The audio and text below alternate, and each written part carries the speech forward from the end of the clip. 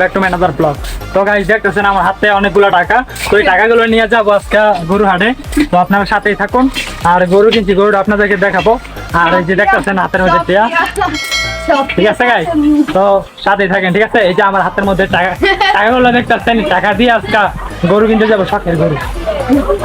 তো গাইস আজকে আমার লাইফের ফার্স্টে যাইতেছি গরু ছাগলের হাটে গরু কেনার জন্য।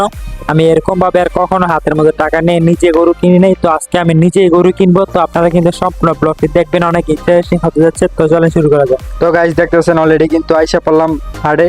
তো এই হাটটি হচ্ছে নারায়ণগঞ্জ জেলার আড়াইহাজার থানার বিষ্ণুন্দি এলাকায়। তো এই হাটটি প্রতি বছরই এখানে জমে। তো এটা সাপ্তাহিক হাট, তো একটা বিশাল বড় হাট। তো দেখতেছেন এই হাটের মধ্যে কিন্তু আমি অলরেডি আইসে পড়ছি। তো দেখতেছেন এই গরুটা কিন্তু সবচেয়ে বড় হাটের গরু। তো এই গরুটার সর্বোচ্চ মূল্য হচ্ছে গিয়ে আপনার 8 লাখ টাকা বলেছে। তো এখানে ভালো ভালো গরু আরো পাওয়া যায়, আপনাদেরকে দেখাবো। তো আপনারা কিন্তু সাথে থাকবেন। দেখতেছেন বিশাল বড় একটা গরু। তো গাইস দেখতেছেন আমি কিন্তু এখন মহিষের হাটে এসে পড়ছি। তো এখানে দেখতেছেন প্রচুর পরিমাণের মহিষ উঠেছে। তো এখানে কিন্তু মহিষের প্রাইসগুলো সর্বমূল্যে প্রাইস দিতেছে। তো আপনারা আসতে কিনতে পারবেন, এখানে প্রচুর পরিমাণে মহিষ পাওয়া যায়, ঠিক আছে।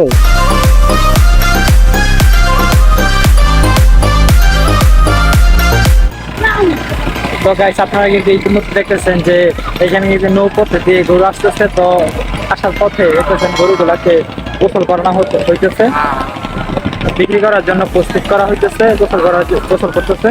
তো আপনারা ইতিমধ্যে দেখতেছেন নদীর ধারে কিন্তু অনেক গরু এখানে আসছে, গোসল করতেছে। তো আপনারা সম্পূর্ণ ব্লগটি দেখতেছেন, ঠিক আছে গাইস। এই যে আমি দেখতেছেন একটা বিল্ডিং এর ছাদে উঠে আপনাদেরকে গরু হাটটা পুরোপুরি দেখাইতেছি। এই যে এটা কিন্তু একটা হাট, তারপরে ভিতরে একটা হাট আছে, এটার মধ্যে অনেক হাট জমে। তো এটা কিন্তু বাংলাদেশের 2য় নাম্বার হাট বলা হয়। প্রথম নাম্বার হচ্ছে গাবতলী, ঢাকা গাবতলী 1 নাম্বার, আর দ্বিতীয় স্থানে আমাদের এই বিষ্ণুন্দি গরু ছাগলের হাটটাই থেকে 2য় নাম্বার আছে। তো আপনারা দেখতেছেন এখানে কিন্তু দূর দূরান্ত থেকে, দেশের বাইরে থেকে কিন্তু গরু আসে, বিভিন্ন বিভাগ থেকে গরু আসে। তো দর্শক আসসালামু আলাইকুম, আপনারা দেখেছেন যে দূর দূরান্ত থেকে কত গরু আসতেছে।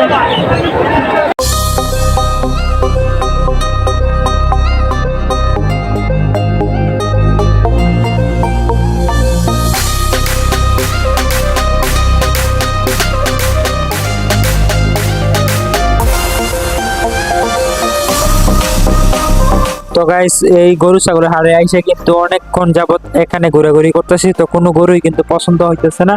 তো দেখতেছেন আমার চাচা কিন্তু গরু পছন্দ করতেছে, আর আমি ঘুরে ঘুরে দেখতেছি কোন গরুটা ভালো লাগে। তো অনেকক্ষণ কিন্তু ঘোরাঘুরি করলাম। কত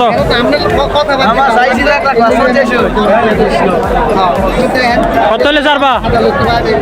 একবারে করে দিছি 42 500 না ভাই, না ভাই, না 42 হলে তো না। আমি আপনার কত কইছেন?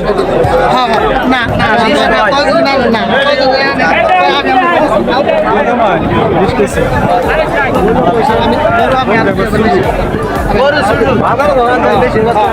না না কম বেশ হতো জানবে, অনেকে কম বেশ আমরা দেয় আমরা কিছু দেখি, আমি কথা বলতে ভালো লাগে। আমি যদি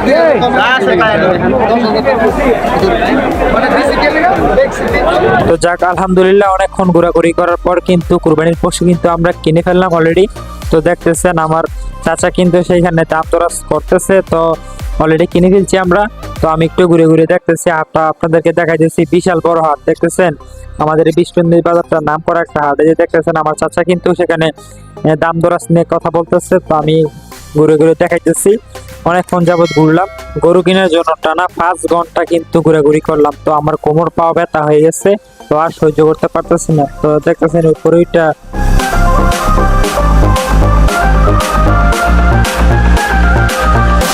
তো গাইস অবশেষে কিন্তু গরু কিন্তু কিনে ফেললাম, আমাদের সেই কাঙ্ক্ষিত কুরবানির পশু কিন্তু কিনে ফেললাম। আর এই যে টাকাগুলো দেখতেছেন, আর যে আমাদের কাঙ্ক্ষিত যে পশুটা নিজের হাতে গনে কষ্টের টাকাগুলো গরুওয়ালার কাছে দিয়ে দিলাম। গরু কিনা হয়ে গেছে, তো এখন বাড়িতে নিয়ে যাওয়ার পালা।